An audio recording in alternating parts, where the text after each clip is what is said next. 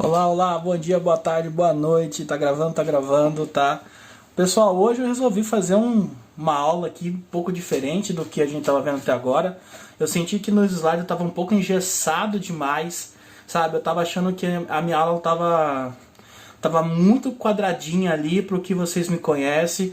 Então, agora pelo menos, né, nessa aula, como eu sei que é um conteúdo que vai suplementar, ele vai vir para ajudar na aula passada sobre a Revolução de 30, eu resolvi fazer no estilo aqui mais solto. Tô livre, né? Gente, a nossa aula de hoje é sobre a Revolução de 1932, tá? Ou a Revolução Constitucionalista, como os paulistas adoram dizer sobre o assunto. Essa revolução, ela acontece basicamente lá em São Paulo, durante os primeiros anos ali do governo Getúlio Vargas, quando uma série de questões vai influenciar muito nessa revolução, tá? Vamos para pensar o seguinte: Getúlio Vargas, ele tinha recém assumido ali o cargo de chefia sobre o governo provisório, tá? Depois, como vocês viram na aula passada, que ele vence ali a Revolução de 1930, ele vai assumir o governo provisório. Quando ele assume o governo provisório, ele tem algumas, digamos assim, demandas que ele tem que atender. Quais são elas? Primeira, ele deveria criar uma constituinte nova, tá? Essa constituinte, ela seria uma nova chamada ao povo para participar da democracia. Segundo, ele entregaria o poder do Estado de volta para a população, um regime democrata, de fato agora democrata, de um jeito que não era antes. Lembrando que na época ali da Revolução de 30, nós temos na verdade o período do cabresto, né? Quando as pessoas votavam por intimação, as pessoas iam votar por suborno, por troca de favor, esse tipo de coisa. Nossa, mas hoje é tão diferente. Mas vocês estão entendendo o que eu estou falando, né? Ali é um período específico da história. O Brasil não tem mais isso, não tem mais suborno no Brasil. Mas olha só, fazendo um pouco parte dessa fantasia, tá? O Getúlio Vargas, ele vai saber que São Paulo é uma bomba relógio. Ele mesmo vai dizer isso no seu jornal e nos seus diários foram publicados após a morte dele em 45, que ele tinha muito medo de que São Paulo se rebelasse. Por quê? Seguinte, quando ele vence em 1930, São Paulo vai achar mais ou menos assim, que ai, cara, o cara bateu em nós, passou a perna a gente e agora virou presidente da República. São Paulo, de forma geral, tá, essa elite cafeicultora que perdeu essa disputa política, ela vai sentir muito lesada, ela vai sentir que ela perdeu essa batalha, e alguns diziam inclusive que era apenas a batalha mesmo, que logo mais viria uma guerra pela frente. Beleza. Quando o Getúlio Vargas assume o poder de fato, os paulistas começam a entender que ele não está com muita conversinha assim para lidar com eles. Que sentido? Gente, o Estado Novo, que a gente vai ver na nossa próxima aula, ele é permeado de autoritarismos, tá? No sentido assim de realmente censura, realmente perseguição, prisão de inimigos políticos, tudo desse tipo. Ok, nisso o Getúlio Vargas vai nomear um interventor para São Paulo. Qual que era o acordão quando São Paulo aceitou que perdeu a corrida presidencial de 30? Olha, o cara que vai vir para cá, que vai mandar em todo mundo aqui, ele tem que ser aqui de São Paulo. Não é para mandar um cara estranho para cá. O que o Getúlio Vargas faz? Adivinha. Adivinha. Ele vai mandar um paulista. De primeira pronto, né? Mas só que assim, em vez de ele mandar como eles pediram, ele vai mandar um estrangeiro. Veja bem, os paulistas falam para mandar um interventor paulista e na verdade o Getúlio Vargas vai mandar um interventor mineiro, que ele participou lá da coluna Prestes, junto com o Júlio Prestes e tudo mais, né? E aí nisso, o Getúlio Vargas, quando ele nomeia esse interventor para ir lá e mandar e desmandar em São Paulo, o povo cafeicultor fica fulo da vida. Eles literalmente não conseguem lidar com essa ideia de um estrangeiro que está vindo aqui para governar. Inclusive, eles vão dar esse nome, né? um plebeu forasteiro, é assim como eles chamavam esse interventor de fora, tá?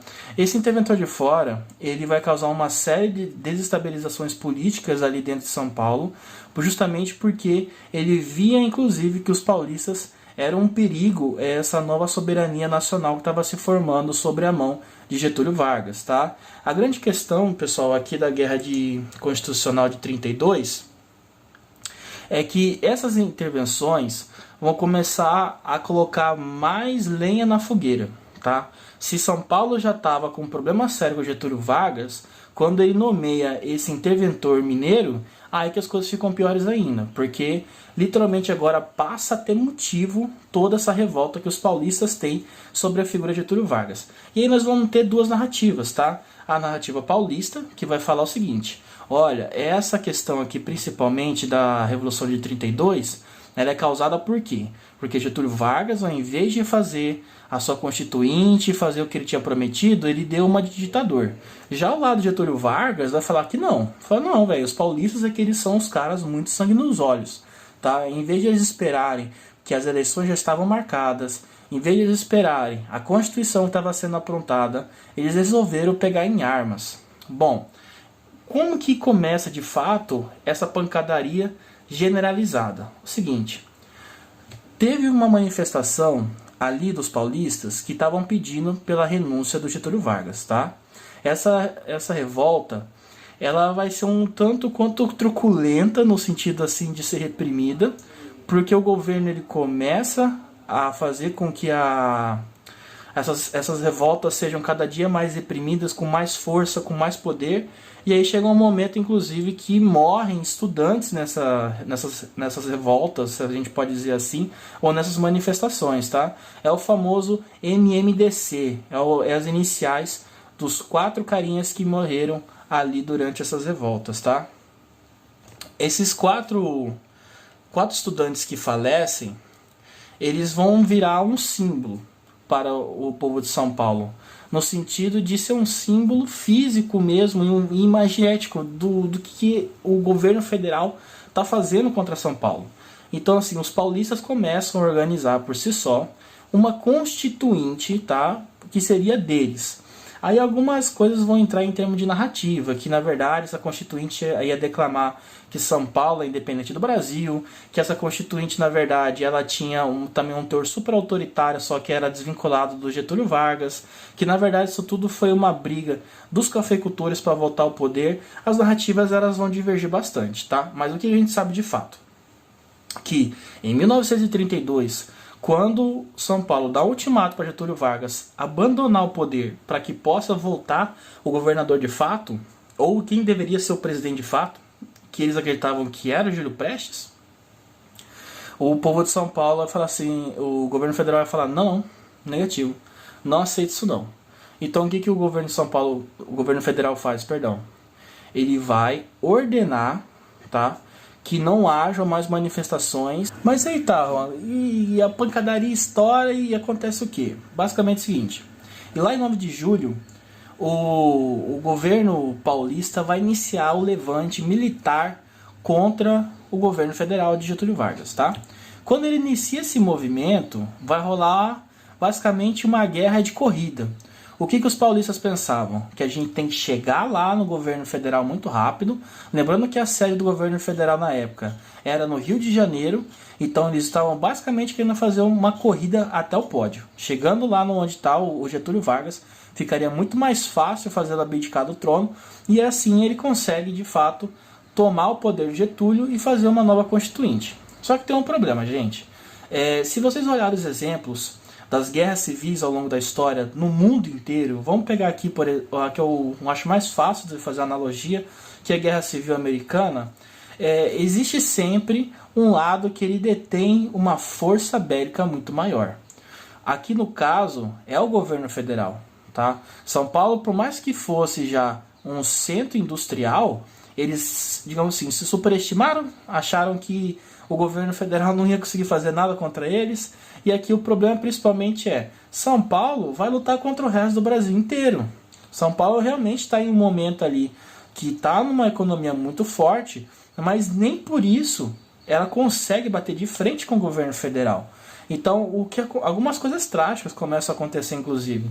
Nesse levante, a primeira coisa que o governo federal fez foi mandar a Marinha Nacional, bloquear o Porto de Santos. Então, qualquer um que tentasse ajudar São Paulo pelo Porto de Santos não conseguiria. Não tinha como chegar lá, não tinha como desembarcar. Você chegava lá, os caras falavam assim, não, irmão, volta pra casa, pode crer, senão vai dar ruim pra você. Basicamente, esse bloqueio da Marinha vai deixar a São Paulo ainda mais isolada. Se você olhar pelo mapa, a mais próxima que nós temos ali de uma aliança seria do Mato Grosso do Sul. Inclusive, na época, o Mato Grosso do Sul já se declara independente enquanto Mato Grosso, né? O Mato Grosso do Sul e o Mato Grosso, para quem não lembra, eles eram unificados até a chegada da Constituinte 32, e aí pela primeira vez o Mato Grosso do Sul vai se declarar independente do resto dos estados, tá? Quando ele faz isso, ele se alia a São Paulo, mas logo ele volta atrás porque ele percebe que não tem chance de São Paulo vencer essa batalha. Gente, vocês terem ideia, eu não estou brincando aqui, tá? Eu estou falando por exemplo, de coisas trágicas, mas São Paulo chega ao nível de usar armas de mentira. Basicamente assim, como eles não têm produção para fazer essas armas e as munições, às vezes eles faziam o quê? Davam um fuzil na mão de uma pessoa que tinha um status social que poderia bancar essa arma, mas quem não tinha status social nem econômico para manter essa arma, eles deixavam apenas com um facão ou mesmo com uma lança de madeira feita ali na faca. E aí, professor, você fala assim, mas Juan, como é que os caras iam para batalha de tiro sem arma? Então, alguns levavam uma catraca, que é aquele tipo ele é um instrumento musical que você fica fazendo para fingir que tá atirando. E outros faziam do jeito que as crianças fazem mesmo, né? Você ia falar assim, pau, pau, pau, matou, morreu. Basicamente isso. É uma loucura completa participar de um conflito dessa forma. Mas é o que São Paulo faz, e assim, logo ele começa a perder as batalhas. O governo federal consegue chegar na capital do estado com uma facilidade tremenda.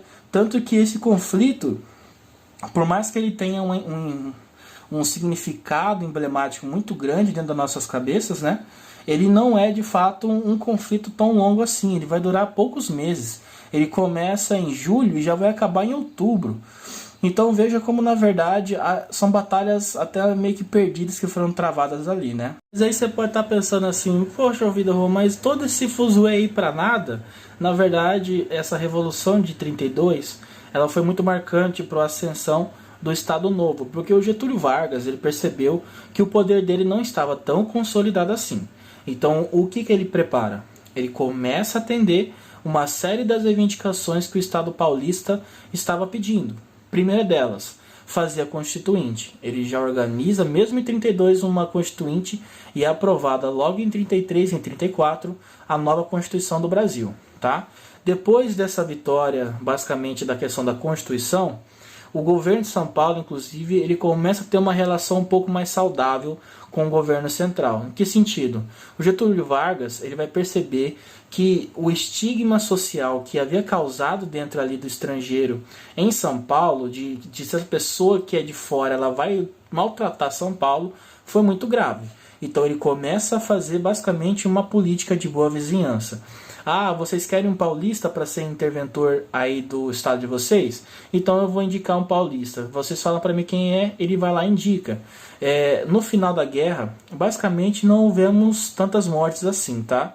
Do lado dos paulistas foram 2.000 combatentes em geral, de todas as forças, inclusive voluntários de outros estados. E do lado do governo central, 1.050 soldados aproximado, 3.800 feridos, tá? Então assim, é uma batalha de baixa escala, comparado a outras guerras civis, é de fato a menos letal, a que menos morreu gente, graças a Deus. E eu também tenho algumas curiosidades, né? Por exemplo, em 32, inclusive, a guerra civil aqui no Brasil vai causar o suicídio de Santos Dumont. Tudo bem, ele tinha uma série de outras questões complicadas por trás da sua depressão, mas ali principalmente quando ele viu os aviões sendo usados aqui na Batalha do Brasil, né? A Batalha de Itaquera, que é a primeira batalha aérea da América Latina, ele ficou meio que destruído por ter visto a sua grande criação, que é o avião que ele fez para aproximar as pessoas, sendo usado para matar e para causar destruição. Isso vai fazer com que ele acabe se suicidando em 32 mesmo, durante a Guerra Civil, tá? Ou durante a Revolução Constitucionalista. E após o fim da batalha, nós temos aqui uma grande questão, que é a consequência trazida por esses conflitos. O Getúlio Vargas ele vai perceber que, ou pelo menos ele vai dizer muito isso, que os grandes culpados desse conflito são a elite cafeicultora. Só que ao mesmo tempo, numa mão que dá e outra que recebe, né, uma cara que dá o tapa e outra recebe o beijo, ele vai começar um incentivo pesado sobre o café. O Getúlio Vargas, mesmo após a quebra da Bolsa de 29, ele ainda tem para si que o café é o futuro da economia brasileira. Por um lado, o café pagaria as indústrias que ele gostaria de criar no Estado Novo e, consequentemente, vai conseguir criar, tá? A Petrobras, a Eletrobras e todas as outras grandes indústrias nacionais. Só que ali no momento, o que ele está querendo fazer? Ele está querendo mostrar para essa elite cafeicultora que ele também sabe dialogar e manter o poder de forma balanceada. Então ele começa a investir pesadamente na produção de café no Brasil. O Brasil vai ser conhecido como o país do café até a virada do século XXI, inclusive. Até hoje nós temos uma grande fama de ser cafeicultores de grande qualidade, né? O café brasileiro ele é maravilhoso, ele é apreciado no Brasil inteiro. Tudo bem que tem outros tipos de café que são mais famosos, mas o café brasileiro ainda é sinônimo de qualidade, tá? E a questão principal aqui, gente, são as consequências mesmo desse conflito. Se por um lado nós vemos um Getúlio Vargas que sai até um pouco mais bonzinho, com muitas aspas, ele sai mais pronto para o diálogo, por outro lado nós vemos o quê? O único estado que poderia fazer frente ao Estado Novo, que vai surgir com Vargas ditatorial, vai ser um estado que vai ser destruído pela essa guerra de 32, tá? O estado de São Paulo vai entrar em uma grande crise e não vai conseguir manter o seu sustento até a retomada de fato da economia lá em 46, 47, muito mais para frente. Então, a Guerra Constitucionalista de 32, ou a Guerra Civil Brasileira, como alguns historiadores gostam de chamar, ela é importante por conta disso. Primeiro, nós temos ali um conflito resultante dessa Revolução de 30. Segundo, nós temos ali um símbolo de Constituição, das pessoas literalmente pegarem armas para que uma Constituição seja aprovada, dando mais importância para a Constituição, inclusive, do que muitas pessoas dão hoje em dia para a nossa Constituição, né? Lembrando sempre que a Constituição ela é a espinha dorsal do Brasil, é a coisa mais importante que nós temos em Estado em termos de lei. E terceiro, graças a essa revolta constitucionalista, ou essa Revolução Constitucionalista de 32, que o Estado Novo vai amparar com tanta facilidade as escolas, o comércio, a publicidade, tudo. Vocês verão na próxima aula, por exemplo, como que o Getúlio Vargas ele vai criar uma personalidade gigantesca dentro do Brasil e por conta disso ele consegue inclusive colocar na Constituição de 32 algumas figuras que não apareciam antes. Por exemplo, mulheres, adolescentes, analfabetos e negros, tá? É pela primeira vez na Constituição que se menciona a participação política das pessoas negras, ou no caso, como eles diziam na época, isso não é um termo muito mais legal de ser usado, as pessoas de cor vão começar a aparecer dentro da política brasileira, tá? É graças a essa participação da Constitucionalista de 32, beleza? Pessoal, a atividade de hoje, excepcionalmente eu vou colocar no Google Classroom, eu quero fazer esse teste. Parece que alguns de vocês não conseguem visualizar as mensagens que eu coloco aqui direto na plataforma, então eu vou fazer assim. Na aula de hoje, as atividades eu vou colocar em forma de comentário lá na sua turma, tá? Então confere, por favor, que lá estarão, ok? Até a nossa próxima aula. Tchau, tchau, pessoal.